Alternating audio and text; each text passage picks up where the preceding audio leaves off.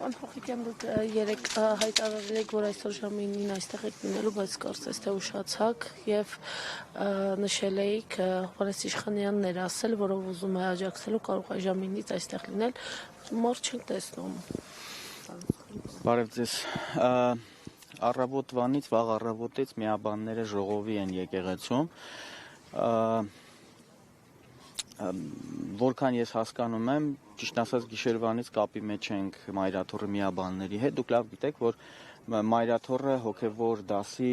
որոշ այսպես տարբերակում ունի, միաբաններ, եպիսկոպոսներ եւ այլն։ 56 եպիսկոպոսներից փաստորեն 8-ը գնացել են Նիկոլ Փաշինյանի հետ հանդիպման եւ իրենց, այսպես ասենք, չգիտեմ, կարելի է այդպես ասել, թե չէ, իրենց հավատարմությունն են հայտնել ընդդեմ մեր Մայրաթոռի սկսված շարժման կամ այդ նախաձեռնության։ Մենք որպես հավատացյալներ, որպես հայ առաքելական Սուրբ Եկեղեցու հավատարիմ հետևորդներ եկանք այստեղ երեկոյան, որովհետև Մայրաթոռի ահազանգ ստացանք, որ վտանգներ են սպառնում այս պահին եկեղեցուն, գիշերը այստեղ էինք, որոշ թվով մարդիկ, անկեղծ ասած, ցավով եմ ասում, չէի ասի, թե շատ մարդիկ էին այստեղ, բայց այնուամենայնիվ որոշ թվով կային։ Հանդիպեցինք Մայրաթոռի միաբանների հետ, ստացանք նաև վեհափառի օրհնությունը եւ իրենք ասացին, որ մեր իրավունքն է, որպես հավատացյալներ, մեր իրավունքն է մարդկանց հետ, ընդհանրապես հավատացյալների հետ այստեղ լինել, բայց ասացին, որ եկեղեցին ունի իր զավակների կարիքը, որովհետեւ փաստացի Նիկոլ Փաշինյանի կառավարությունը հիմա փորձում է ներսից քանդել եկեղեցին, գտնել այնպիսի մարդկանց, որոնք ունեն խոցելի տեղեր, անձնական կյանքի հետ կապված եւ այլն եւ այդ կերպ այդ մարդկանցով փորձում է քանդել եկեղեցին, բայց պետք է նշեմ, որ 56 եպիսկոպոսներից ընդամենը 8-ը 9-ը չի բացառվում, որ էլի կլինեն եպիսկոպոսներ, որոնք իրենց հավատարմությունը կհայտնեն Նիկոլ Փաշինյանին ընդդեմ Մայրաթոռի, ընդդեմ վեհափառի, բայց մի կարևոր բան մեզ ասացին միաբանները, որոնք գիտեք այս պահին առավոտը իրենք 9-ին պիտի հանդիպեին մեզ հետ, բայց անընդհատ այսպես կապի մեջ լինելով իմացանք, որ վաղ առավոտից այդպես լուսաբացից իրենք հիմա միաբանների ժողով են անում, քննարկելու այս ուրացող եպիսկոպոսներին կարգալույց անելու հարցը։ Ես էլ չգիտեմ որոշումը ինչ է լինելու, որովհետև ես ինքս շարքային հավատացյալ եմ Մայրաթոռի հայ առաքելական Սուրբ Եկեղեցու հետևորդ։ Չեմ կարող ասել, թե ինչքան մարդ կհավաքվի։ Հույս ունեմ, որ մեր հայրենակիցները կարձագանքեն եւ կգան։ Ինչ է այսօր սպասվում։ Այսօր հնարավոր է, որ այս ուրացյալ եպիսկոպոսները ընդհանուր հայտարարություն անեն ընդդեմ Մայրաթոռի, ընդդեմ վեհափառի, փորձեն այսպես ինչ որ ներքին հեղափոխություն ասեմ կամ նման մի բան, վտանգ կա, որոշ տեղեկատվություն կա, որ փորձ է արվելու վեհափառին ձերբակալել, կալանավորել, մեկուսացնել։ Եվ մեր նախաձեռնությունը այն է, որ ուղղակի մենք ինքներս ոչ թե այս եպիսկոպոսներն են մեր եկեղեցին կամ եկեղեցու պահապանները, այլ մենք ենք, մենք սովորական դուք, ես, մենք բոլորս ենք մեր եկեղեցու ծառաները եւ պահապանները։ Սա է մեր ընդհանուր նախաձեռնությունը, որը ստացել է վեհափառի օրհնությունը։ Այսինքն երեկոյան, պարոն Հոխիկյան, հանդիպել եք նաև վեհափառի հետ։ Չէ, վեհափառի հետ չենք հանդիպել, պարզապես միաբանների միջոցով մեր հայր սուրբերի, սրբազանների այն մարդկանց, ովքեր դեռևս եւ կարծում են, որ միշտ հավատարիմ են լինելու Մայրաթոռին, իրենց միջոցով ստացանք այդ օրհնությունը։ Պարոն Հողիկյան, դուք ասացիք, որ հնարավոր է քննվի այդ սրբազաններին կարգալույց անելու հարցը, բայց մենք արդեն ունենք պրակտիկա, երբ որ Մայրաթոռի կողմից կարգալույց արվող հոգևորականին իշխանությունը համարում է կարգալույց չարված, քանի որ վեհափառին իրենք արդեն իսկ հայտարարել են կարգալույց,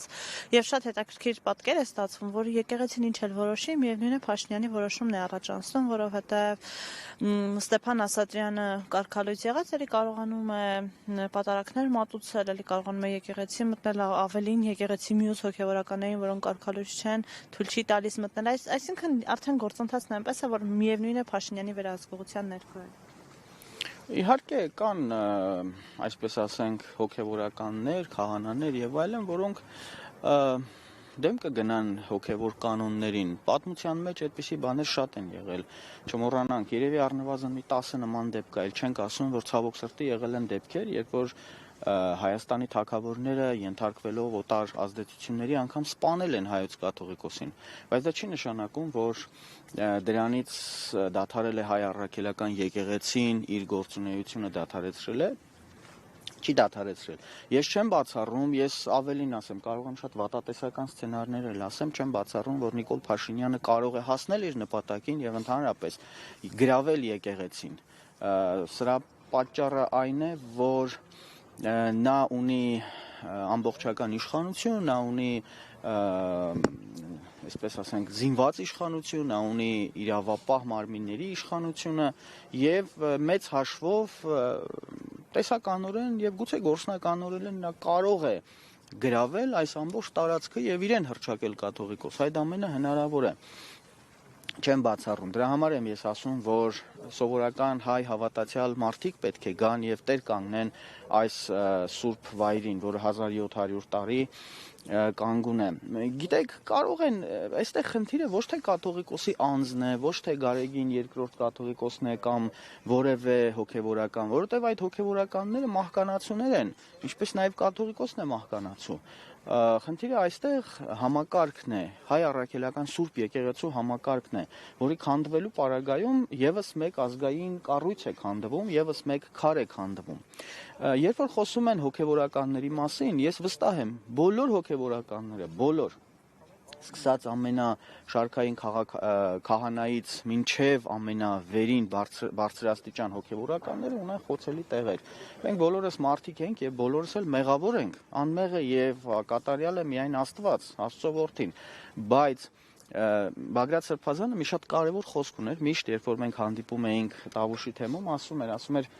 եկեղեցու քարը սուրբ է այնքան ժամանակ, քանի դեռ նա եկեղեցու վրա է։ Երբ դու եկեղեցու վրայից հանում ես այդ քարը, գցում ես գետնին, նա դառնում է սովորական քարի կտոր ու իրենից ոչ մի արժեք չի ներկայացնում։ Հիմա այստեղ խնդիրը այն է, որ մենք եկեղեցու քարերը պահպանենք եկեղեցու վրա, ոչ թե քանդենք։ Նիկոլ Փաշինյանը փորձում է եկեղեցու քարերը հատ քանդել, ուղղակի հանել, հեռացնել, այդպիսով քարերը առանձին դառնում են ոչ մի բան, իսկ եկեղեցին փուլ է գալիս։ Սա իհարկե դրսից հրահրված նախաձեռնությունը, իդեպ ես չեմ բացառում, որ նաև կարող է կաթոլիկ եկեղեցու նախաձեռնություն լինել կամ համաձայնությունը, սա իմ անձնական կարծիքն է։ Ինչու եմ ասում, որովհետև տեսեք, Հռոմի Պապը կարող էր որևէ հայտարարություն անել եւ կոչ անել դադարեցնել այս պիղծ քայլերը, չի արել կամ կաթոլիկ եկեղեցու այլ։ Մենք գիտենք, որ 1700 տարի կաթոլիկ եկեղեցին պայքարում է ուղղափառ եկեղեցու դեմ։ Մենք գիտենք, որ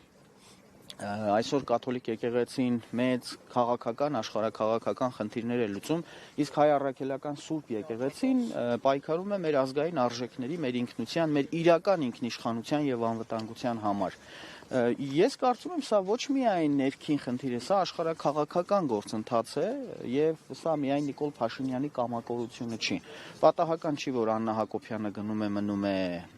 Վատիկանում, օրեր շարունակ հանդիպում է կաթոլիկ եկեղեցու որոշ հայրերի հետ, պատահական չէ, որ Նիկոլ Փաշինյանը եւ հանկարծ Մեհրիբան Ալիևան միևնույն ժամանակ են լինում Վատիկանում։ Եվ ես էլ մշտապես, երբ որ զրուցում եմ մեր հոգևոր հայրերի հետ, ասում եմ, որ ժողովուրդ, սա միայն հոգևոր խնդիր չէ, սա քաղաքական խնդիր է, ու եթե փուլ է գալիս այս համակարգը, փուլ է գալիս մեր ամբողջ պետականությունը։ Այստեղ մենք խնդիրը չդնենք միայն վեհափառի հարցը, խնդիրը չդնենք կաթողիկոսը երեխա ունի կամ չունի, կամ չգիտեմ նման մի բան։ Խնդիրը այստեղ այն է, որ համակարգն են փորձում փլել, իսկ համակարգի փլվելու դեպքում փլվելու է մեր ամբողջ պետականությունը, փլվելու է մեր ամբողջ ինքնիշխան, այն դեռևս պահպանվող ինքնիշխանությունը, դեռևս պահպանվող ազգային ինքնուրույնությունը։ Եվ այստեղ շատ կարևոր է նաև, որ քաղաքական ուժերը իրենց դիրքորոշումը հայտնեն։ Մենք ունենք խոշոր, լուրջ, մեծ քաղաքական ուժեր, մանր մուներներին չեմ ասում։ Մենք ունենք մեր ձևով շարժում, մենք ունենք Հայաստան դաշինք, մենք ունենք Պատիվ ունեմ դաշինք, խորհրդարանական ուժերին նկատի ունեմ, մենք ունենք էլի որոշ քաղաքական ուժեր, որոնք մեծանում են։ Շատ կարևոր է, որ իրենք իրենց հստակ դիրքորոշումը հայտնեն։ Մենք քաղաքացիներս կարող ենք գործընթաց հավաքվել, ինչ որ բան անել, բայց մեծ հաշվով ես չեմ ուզում այսպես գերագնահատել մեր հնարավորությունները։ Մենք կարող ենք X թվով մարդկանց հավաքել, մոբիլիզացնել եւ հասնել X հաջողության, բայց քանի որ մենք չունենք ոչ ֆինանսական, ոչ քաղաքական, ոչ էլ այլ ռեսուրսներ, մենք ունենք սահմանափակ ռեսուրսներ։ Այստեղ կարևոր է, որ եկեղեցու դեմ այս ամբողջ արշավը ընկալվի որպես քաղաքական արշավ, ընկալվի որպես քաղաքական նպատակ, որովհետև երբ որ տեսեք ինչ է անում, այսպես մեր Հովհաննեսը Իշխանյան հետաքրքիր համեմատություն է անում, ասում է Նիկոլ Փաշինյանը այն հայտնի Snake խաղի նման, օձի խաղի նման ուտում է իրենից թույլերին։ Այս մի թույլին կերավ, ինքը ավելի ուժեղացավ, այն մյուս թույլին կերավ, ավելի ուժեղացավ։ Երբ որ այսպես ուտելով ինքը ավելի է ուժեղանում։ Եվ եթե հասնի նրան, որ ինքը ուտի եկեղեցին, ինքը կուտի ամբողջ Հայաստանի Հանրապետությունը։ Եվ մենք պիտի այդ որևէ փուլում թույլ չտանք, օձի պոչը բերենք, մտցնենք իր բերանը եւ ինքը դրանով ինքնաոչնչանա։ Սա է խնդիրը, որը